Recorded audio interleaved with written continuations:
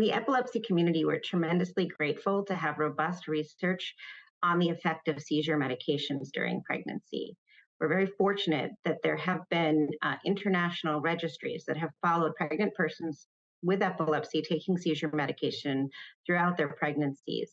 And I'd like to tell my patients that in fact, we know a lot more about some of our seizure medications and their impact on pregnancy than we do about common over-the-counter medications commonly taken during pregnancy.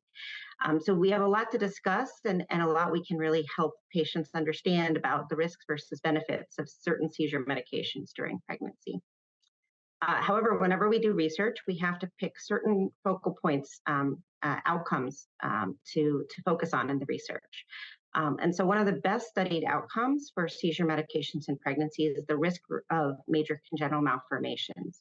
Major congenital malformations are abnormalities to the fetus that affect how the body functions or that require surgery. They can range from the most severe being and the most rare being spina bifida, where the neural tube doesn't form properly, to less severe ones like cleft lip, cleft palate, or hypospadias, which are abnormalities of the lip and inside the mouth, or abnormalities of the penis that can be surgically repaired. It's important to know that these malformations occur early in pregnancy, so starting usually when a patient learns they're pregnant and up to early in the first trimester. So they have been completely formed by the end of the first trimester, which is why it's important to know about the medications you're on before you conceive and before you get pregnant. We know that these malformations exist in the general population. So in patients not taking any seizure medication, the risk of malformations ranges from about 2 to 3%. With our low-risk medications that have been well studied, like levetiracetam and lamotrigine and a few others, the risk seems to be low, similar to that of the general population, or just slightly elevated by a point or two, depending on the study.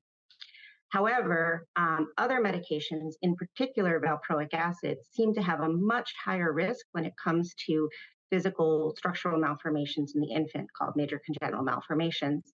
Valproic acid, on average, is associated with a risk of about 7 to 10%, but the risk can be much higher than that, particularly with higher doses of the medication.